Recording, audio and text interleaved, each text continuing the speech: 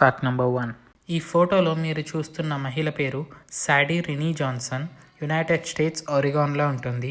ఈమెకి ఒక ఫ్రెండ్ ఉన్నాడు. అతను ఒక ఫైర్ ఫైటర్. ఆ ఫ్రెండ్కి చాలా రోజుల నుంచి ఎక్కడ ఫైర్ యాక్సిడెంట్స్ అవ్వకపోవడంతో ఎక్కువ పని లేదు. అప్పుడే శాడీకి ఒక ఆలోచన వచ్చింది.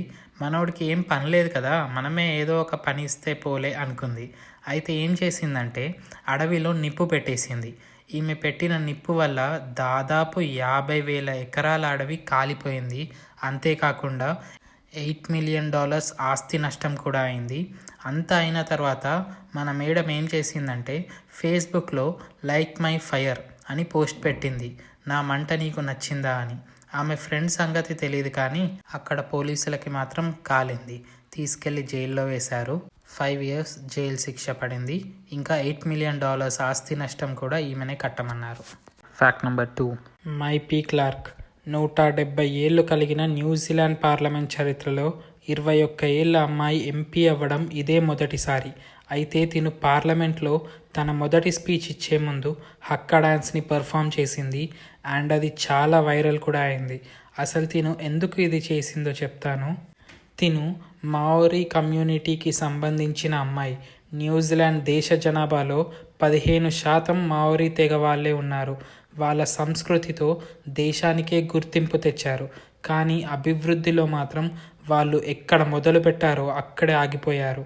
100 ఏళ్ల క్రితం దేశానికి వలస వచ్చి స్థిరపడ్డారు కానీ ఇప్పటికీ వాళ్ళని వలసవాదుల్లానే చూస్తున్నారు. ఎంతకాలమని ఇలానే ఉంటారు. ఎప్పుడో ఒకప్పుడు ఎవరో ఒకరు ఎదురు తిరగాలి అనే ఆ వెనకబడ్డ తెగ నుంచి మైపీ క్లార్క్ ముందుకు వచ్చింది. ఈరోజు మీకు నేనున్నాను, రేపటి నాడు మీకోసం నేను చచ్చినా పర్లేదు, మీ సమస్యల కోసం నేను పోరాడాను అనే భావన మీలో ఉంటే చాలు.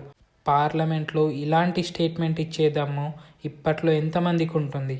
అయితే వీళ్ళని ఇంకా వలసదారులుగానే చూస్తూ వాళ్ళ సమస్యలని ఎవ్వరూ పట్టించుకోవట్లేదు. ఇవన్నీ చిన్నప్పటి నుంచి చూస్తున్న క్లార్క్ వాళ్ళ ప్రజల కోసం వాళ్ళ సమస్యలను చెప్పడానికి గొంతెత్తింది. అందులో భాగంగానే తను ఈ హక్కా డాన్స్ని పర్ఫామ్ చేసింది. ఈ హక్కా డాన్స్ అంటే ఏంటో చెప్తా. మావోరీ హక్కా అనేది న్యూజిలాండ్లోని మావోరీ తెగకి సంబంధించిన ట్రెడిషనల్ డాన్స్. ఆ మాటలు మనకు అర్థం కాకపోవచ్చు కానీ అందులో ఎంత అర్థం ఉందో ఇప్పుడు నేను మీకు చెప్తాను. దాని మీనింగ్ ఏంటంటే మీకోసం నేనున్నాను, నా ప్రజల కోసం నేను చావడానికైనా సిద్ధంగా ఉన్నాను, నా ఈ పోరాటంలో నేను చనిపోయినా నా తెగ బ్రతికే ఉంటుంది, నా ప్రజలు ఉంటారు, నేను నాటిన ప్రతి మొక్క ఉంటుంది, నా మాతృభాష ఉంటుంది అని దాని అర్థం. ఫ్రెండ్స్, వీడియో కంటిన్యూ చేసే ముందు ఈ వీడియో నచ్చితే ప్లీజ్ లైక్ చేయండి. మీరు చేసే ప్రతి లైక్ నా ఛానల్కి బూస్ట్ని ఇస్తుంది. కుదిరితే ఛానల్ని సబ్స్క్రైబ్ చేసుకొని పక్కనే ఉన్న బెల్ బటన్ని ఆన్లో పెట్టుకోండి. Fact number 3. నేను మీకు లాస్ట్ వీడియోలో ఒక లిజర్డ్ గురించి చెప్పాను. ఈరోజు ఒక ఫ్రాగ్ గురించి చెప్పబోతున్నా. అయితే ఈ ఫ్రాగ్ ఆకుల మీద ఉన్న, చెట్ల మీద ఉన్న, ఇంకా ముఖ్యంగా గడ్డిలో ఉంటే మాత్రం దీన్ని కనిపెట్టడం చాలా కష్టం. ఇప్పుడు మీరు చూసేది ఆ ఫ్రాగ్నే. దీని పేరు వచ్చేసి మాసీ ఫ్రాగ్. దీని బాడీ చూడ్డానికి అచ్చం ఆర్టిఫిషియల్ గ్రాస్ లానే ఉంటుంది. దానివల్ల దీన్ని గ్రాస్ పైన గుర్తించడం అంత ఈజీ కాదు. అండ్ ఇలా ఉండడం వల్ల ఇది దీని ఎనిమీస్ని వేటాడడం కూడా చాలా ఈజీ. ఇది మన దగ్గర కనిపించదు కానీ ఎక్కువగా నార్థరన్ వియట్నాం, చైనాలో ఉంటుంది. Fact number 4. ఇప్పుడు మీకు స్క్రీన్లో కనిపిస్తున్నది ప్రపంచంలోనే మొట్టమొదటి song writer, music composer and singer. తన పేరు షిమాన్. ఇందులో షిమాన్ ఎవరా అని చూస్తున్నారా? అందులో ఎవ్వరూ కాదు, మధ్యలో ఉన్న ఆ రోబోట్ పేరే షిమాన్.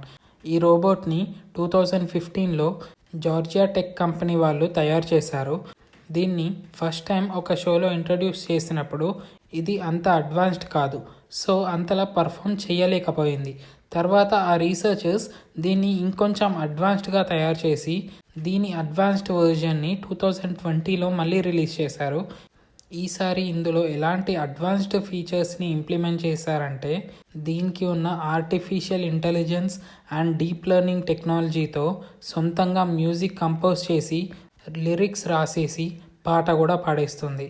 అండ్ లైవ్ కాన్సర్ట్స్లో మనుషులతో పాటు కొలాబరేషన్ కూడా చేస్తుంది. Fact number 5. స్పెయిన్లోని బల్మెస్ సిటీలో ఒక ఆవిడ ఉంది. తన పేరు మెరియా గోమెస్ కెమెరా. అది 1971 ఆగస్ట్ 23. తను కిచెన్లో ఏదో పని చేసుకుంటూ ఉంటే కింద ఫ్లోర్ పైన ఏదో ఒక బొమ్మలా కనిపించింది. సరిగ్గా చూసినప్పుడు అది ఒక మొహం అని అర్థమైంది. అప్పుడు మరియా చాలా భయపడింది. సడన్గా ఫ్లోర్ పైన ఒక మొహం కనిపిస్తే ఎవరైనా భయపడతారు. అలానే భయపడుతూ దాన్ని క్లీన్ చేయడం స్టార్ట్ చేసింది. కానీ ఎంత ట్రై చేసినా ఆ ఫేస్ అయితే ఫ్లోర్ మీద నుండి పోలేదు. అన్ని రకాలుగా ట్రై చేసింది కానీ నో యూస్. ఇంకా ఇలా అవ్వదు అని తన హస్బెండ్ ఏం చేశాడంటే ఆ ఫేస్ చాలా భయంకరంగా ఉండడంతో ఒక గుణపం తెచ్చి ఆ ఫ్లోర్ని పగలగొట్టేశాడు. ఇంకా ప్రాబ్లం ఏం లేదు అనుకొని వెళ్ళి పడుకున్నారు. ఆ తర్వాత నెక్స్ట్ డే మార్నింగ్ లేచి చూస్తే ఆ ఫేస్ మళ్ళీ అక్కడ ఫామ్ అయింది. సో వాళ్ళకి భయం వేసి ఆ కిచెన్కి లాక్ వేశారు అండ్ పారానార్మల్ ఇన్వెస్టిగేటర్స్ని పిలిపించారు. ఇక్కడ ఏం జరిగిందో అని తెలుసుకోమన్నారు. ఆ పారానార్మల్ ఇన్వెస్టిగేటర్స్ ఆ ఫేస్ వచ్చిన చోట తవ్వడం స్టార్ట్ చేశారు. అలా తవ్విన తర్వాత అక్కడ ఉన్న దాన్ని చూసి వాళ్ళు షాక్ అయ్యారు. అక్కడ ఏముంది అంటే డెడ్ బాడీస్. ఒకటి కాదు, చాలా 10 అడుగుల లోతు వరకు మొత్తం డెడ్ బాడీసే ఉన్నాయి. ఇంకా చాలా ఎముకలు కూడా. వాటిని అనాలిసిస్ చేస్తే తెలిసింది ఏంటి అంటే ఆ డెడ్ బాడీస్ అన్నీ 700 సంవత్సరాల ముందువి అని. ఆ తర్వాత అక్కడ ఉన్న ఎముకలు అన్నీ తీసేసి ఆ తవ్విన గుంతని పూడ్చేశారు. నెక్స్ట్ డే ఏం జరిగిందంటే ఆ ఫ్లోర్ పైన 1, 2 కాదు, ఈసారి 4 ఫేసెస్ కనిపించాయి. ఇంకా ఆ తర్వాత ఆ కిచెన్ని కంప్లీట్గా సీల్ చేసేశారు. ఫ్రెండ్స్, నాది చాలా కొత్త ఛానల్. ఈ వీడియో నచ్చితే ప్లీజ్ లైక్ చేయండి. అలాగే మీ ఫ్రెండ్స్ అందరికీ షేర్ చేయండి. మీరు చేసే ప్రతి లైక్ నా ఛానల్కి బూస్ట్ని ఇస్తుంది. ఇలాంటి మరెన్నో ఇంట్రెస్టింగ్ వీడియోస్ మిస్ కాకుండా చూడడానికి తెలుగు ఫ్యాక్ట్స్ బై ఆనంద్ ఛానల్ని సబ్స్క్రైబ్ చేసుకొని పక్కనే ఉన్న బెల్ బటన్ని ఆన్లో పెట్టుకోండి.